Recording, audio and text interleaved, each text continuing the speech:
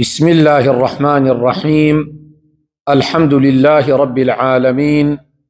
والصلاة والسلام على خير خلقه محمد وعلى آله وصحبه أجمعين. خوشکان و برایان ئازیزان لە هەر شوێن و جێگایە کە بیسەر و بینەری ئێمەن پێتان دەڵێین السلام عليكم ورحمة الله وبركاته. سوپاسی خوای رب العالمین دەکەین کە تەمەنی داین ئەم ساڵەش بە مانگی پیرۆزی ڕەمەزان شاد بووینەوە. ئەو مانگە پڕ لە خێر و بەرەکەتە، مانگی فەقیران و هەژاران، مانگی لێخۆشبوونی خوای رب العالمین لە گوناحباران، مانگی قورئان، مانگی دوعا و پارانەوە و ئیعتیکاف و تەراویح. خۆشەویستان، ئەو مانگە جیاوازی هەیە لەگەر مانگەکانی دیکە. ئەو تایبەتمەندیانەی کە لە ناو مانگی ڕەمەزان هەیە لە 11 مانگەکانی دیکە نییە. لۆیە ڕەمەزان ئەو هەندە گەورەیە، لۆیە ئەو هەندە و ڕەمەزان ئەو هەندە بەقەدرە لەلایەن خوای رب العالمین جل جلاله. هەر وەکو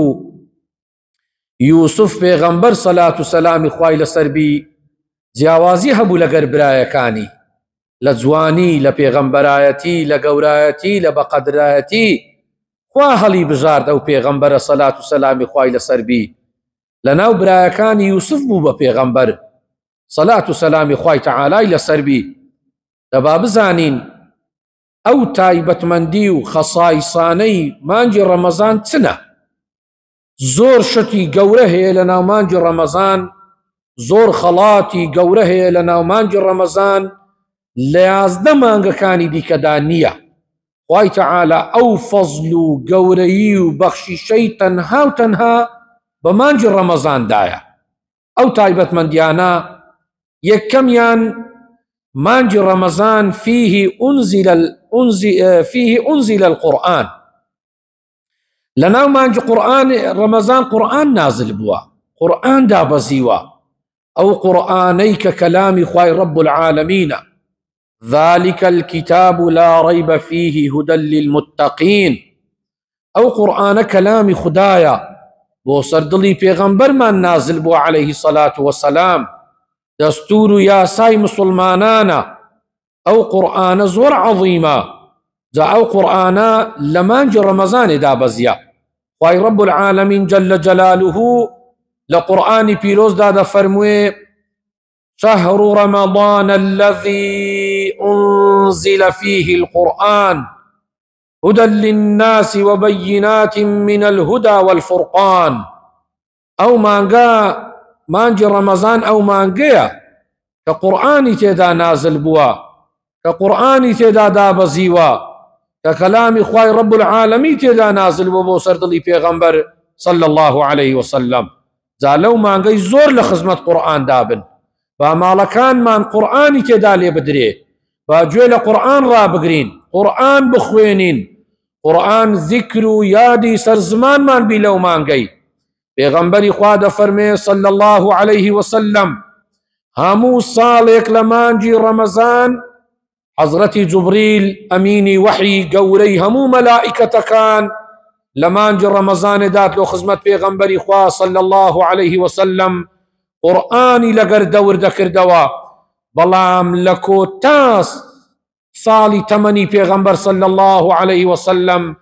جوبرائیل عليه الصلاة والسلام کە ئەمینی وحیە و گەورەی مەلائیکەتانە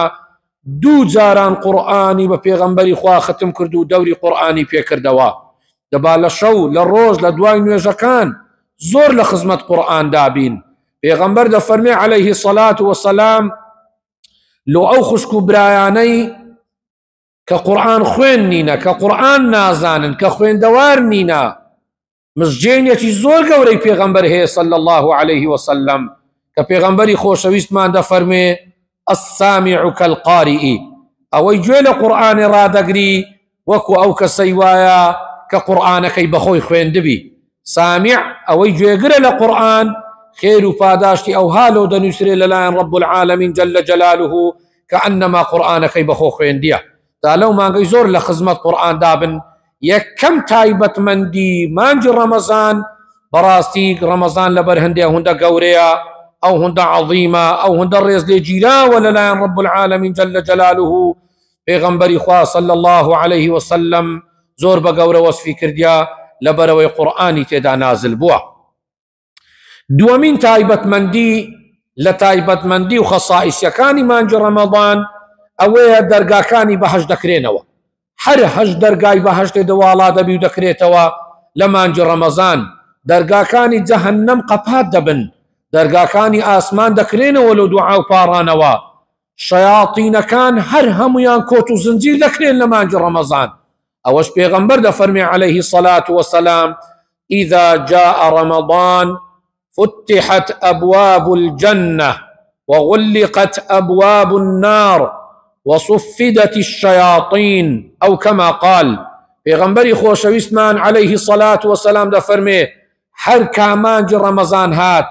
هر كداخيلي يكم شوي مانج رمضان بون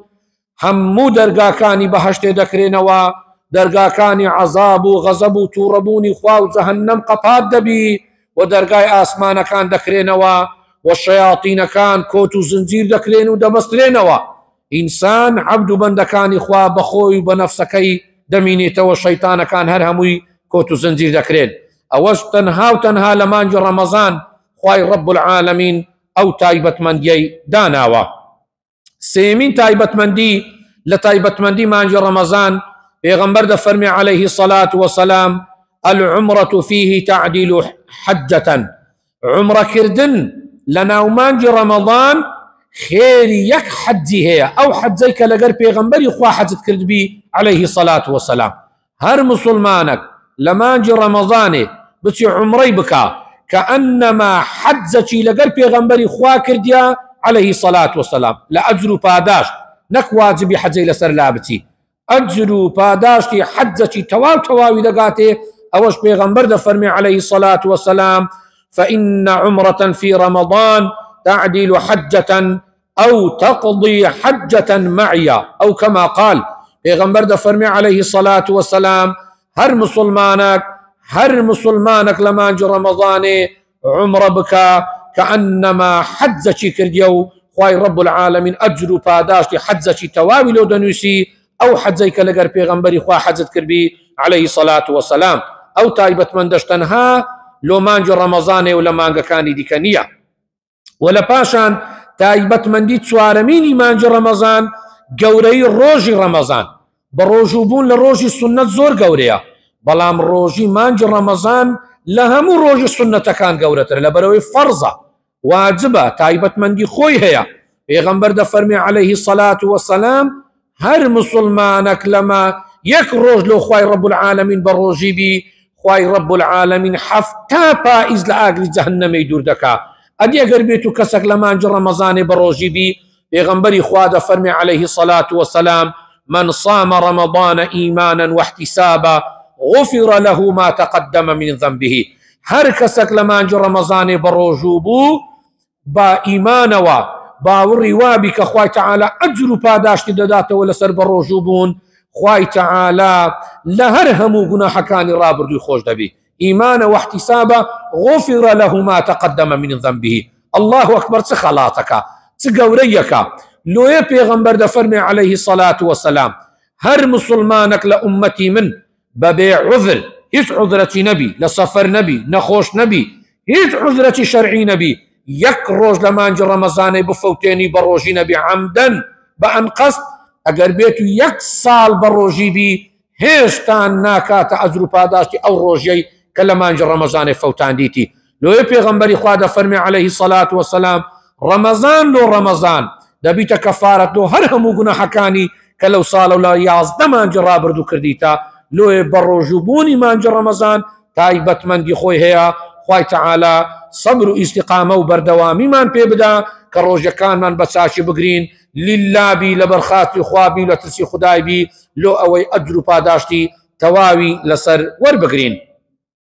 بين زمين تايبت من دي لبتايبت من دي كاني مانج رمضاني تراويحة خوش ويستان تراويح تنها وتنها لمانج رمضاني هي كمانج رمضان رويش تواو حتى صالة كتناقي وتراويح كان تراويح زور قوريا تراويح زور عظيمة سنتێکی مؤکدەی پێغەمبەری خوایە صلی الله عليه وسلم. توخوا تەراویحەکان مەفەوتێنن، لە مزگەوتەکان تەراویح بکەن، بە جەماعات بیکەن، پێت ناکرێت لە ماڵی بیکە، لە سەفەرێ، لە ئیش و کاری، لە هەر شوێنەکی لە دوای نوێژی عیشایە حتا بانجی بەیانی دەدرێ، حتا بانجی سبەینێ دەدرێ، مەفتوحە، مەجالە، کاتەکەی دەمینی ئەتو تەراویحانی تێدا بکەی. لۆیە پێغەمبەر دەفەرمێ عليه الصلاة والسلام: من قام رمضان إيمانا واحتسابا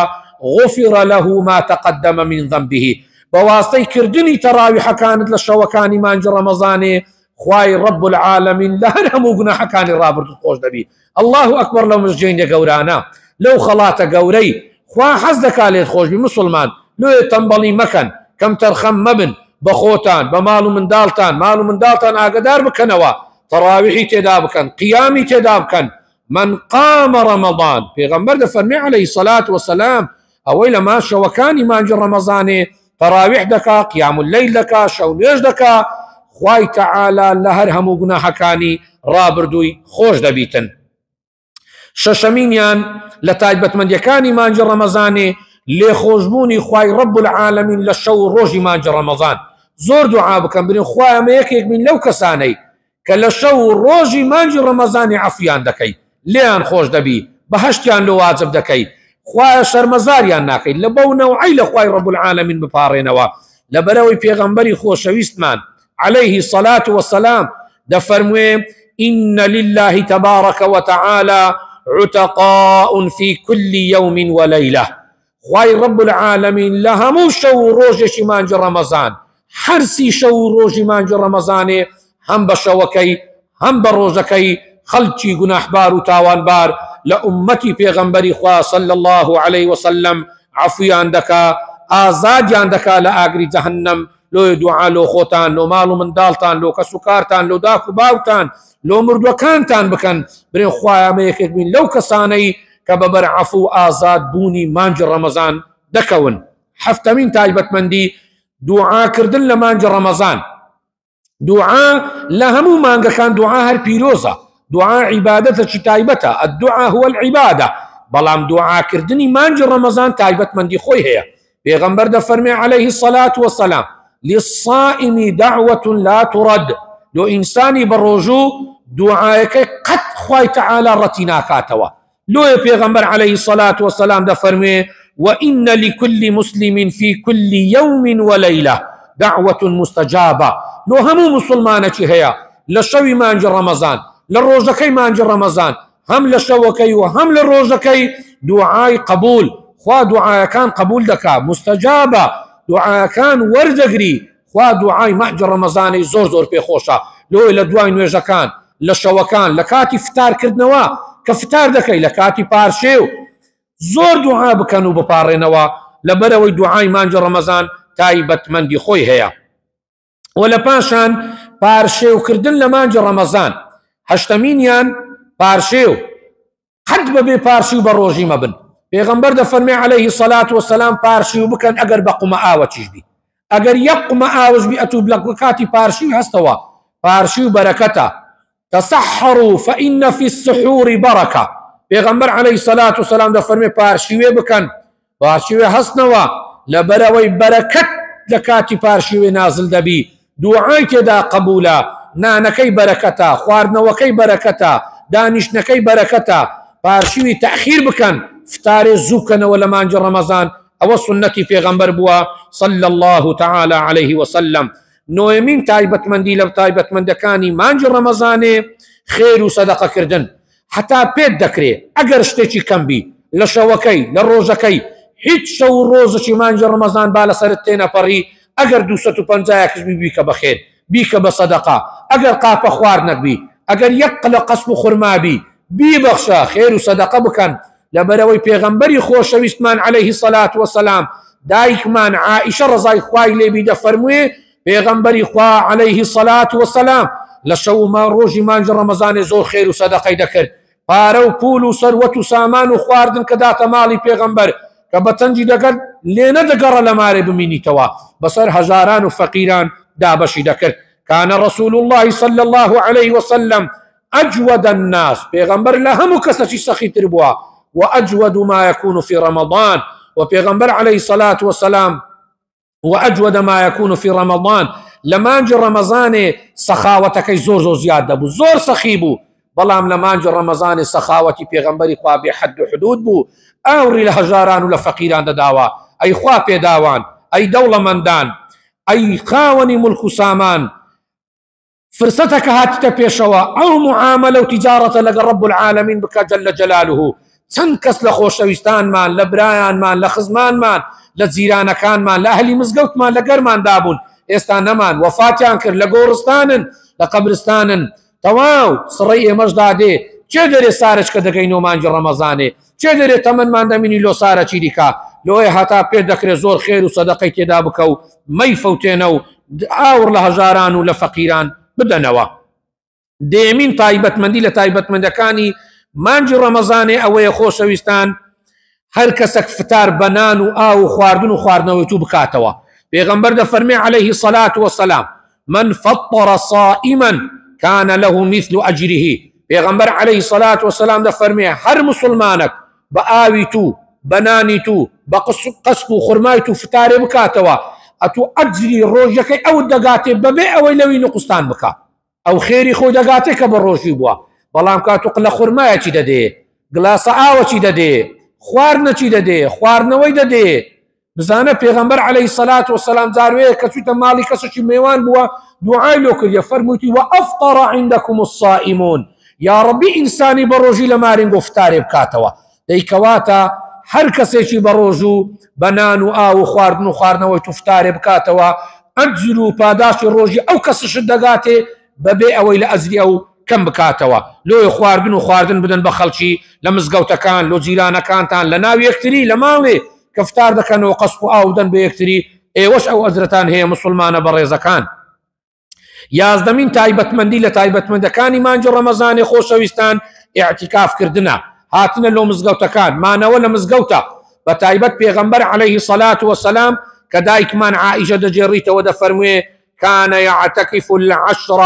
عشر الأواخر من رمضان حتى توفاه الله تعالى. پیغمبر عليه الصلاة والسلام هر شوكاني كوتاي مانج رمضاني لمزقوت اعتكافي دكر دما وبنية عبادة خوا پرستي حتى پیغمبر وفاتكر عليه الصلاة والسلام او اعتكاف او سنة مؤكدي بردوان بلسري وخيزان كان پیغمبر عليه الصلاة والسلام رضا ورحمة خوا لدايك كان مان كخيزان كان پیغمبر عليه الصلاة والسلام اوانش اعتكافيان كرد لدواي پیغمبر واصحابي پیغمبرش اعتكافيان دكر لبروي پیغمبر فيري كردبون عليه الصلاة والسلام. وپیغمبر خوا فرمي عليه الصلاة والسلام هر مسلمانك نويجي بياني بكا لمزقوتي بميني توا اعتكاف بكا تا روج هلدي دورك على سنة صلاة الضحى وروج هلاتي بكا خيري حج عمريتي توا توا توا توا بدقاتي پیغمبر سه جاران تکراری کردوا عليه الصلاة والسلام لو لمزقوتكان بكن زور لمزقوتي بمينوا بتايبت دشوي كوتاي مانج رمضاني لبير مكان لبروي زور كسيا لواني لسرتاي مانج رمضاني عفو ندريتا ولا ناوراسك ندريتا لكوتاي مانج رمضاني اخوي رب العالمين عفو بك وبردعاي مسلمانه تشبكوي دعاي كوتاي مانج رمضان تقبل بيتن.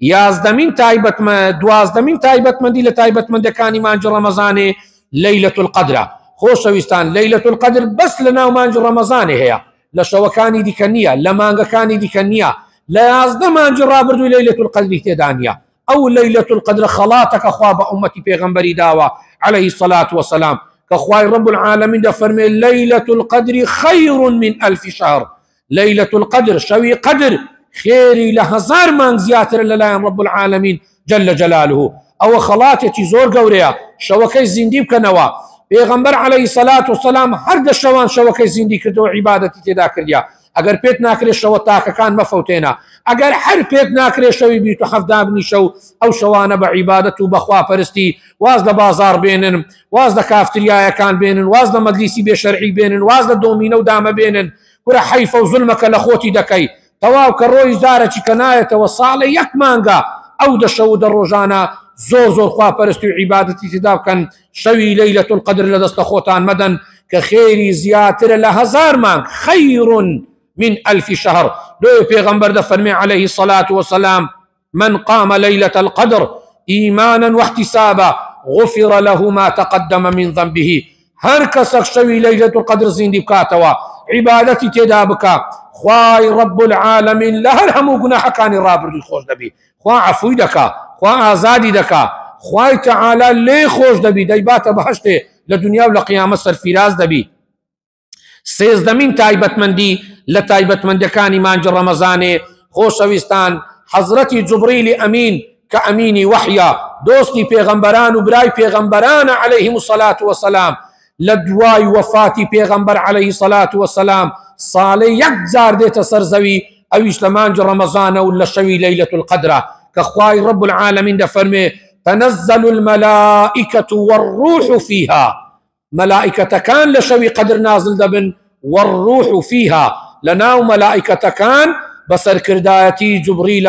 حضرتي الروح لقر جبرائيلي تيروكم مفسران دفر من رحمة إخوان لسربي لو جبرائيلي أميني وحي براي بيغمبران عليهم الصلاة والسلام لدواي وفاتي بيغمبر صلى الله عليه وسلم تنها لشوي ليلة القدر دادا بيستسر زوي دعاء أمتي بيغمبر دكا صلى الله عليه وسلم بتساوي رحمة خوي تعالى تماشاي أمتي دكا سبحان الله كتماشاي فرمود الشيرين كاني بيغمبر دكين عليه الصلاة والسلام درباري مانج رمضان هموي مزجيني درن هموي دل خوش كرن هموي مزجيني تدايا لي خوش بوني تدايا هانداني تدايا لو مانجي زور خوتان ماندوب كان زور عبادة خواه پرستی تدا بکن گردن یکتری آزاد بکن یکتری عفو بکن صلح لگر یک بکن رول مزگوتکان بکن زور گناحمان هيا زور تاوان بارين همو من محتاج رحمة رب العالمين جل جلاله اگر خواه رحمان بينك چه رحمان بيبكا اگر خواه لمن خوش نبي چه عفود بكا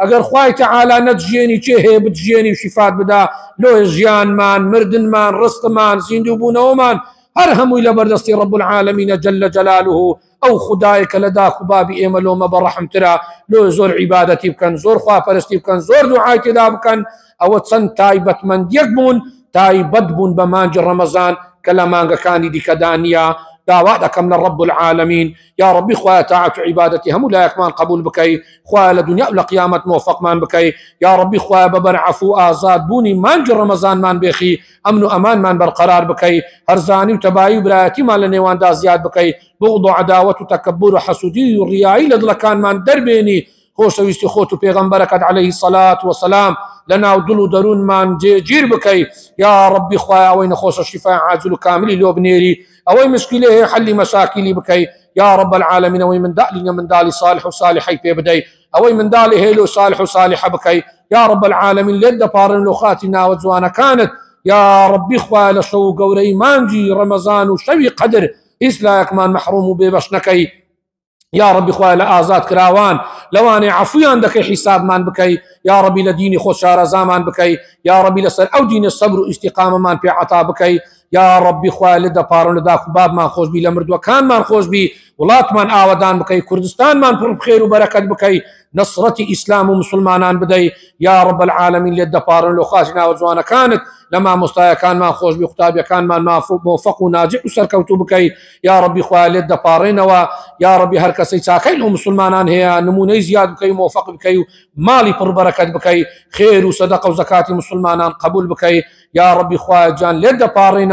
عفو مان بكي وليمان خوش بي مالو من دال مان محفوظ بكي إصلاح حالي هم ولايك مان بكي آفة كان مان يصلح بكي دنز كان من هداية بدي يا رب العالمين لد بارين لخاتنا وزوانا كانت لخات صفات برز كانت يا ربي خواه جان زكاة خير وصدقة وعبادتي ايما وهم مسلمان القبول بكي آمين آمين والحمد لله رب العالمين أقول قولي هذا وأستغفر الله لي ولكم ولسائر المسلمين من كل ذنب والسلام عليكم ورحمة الله وبركاته.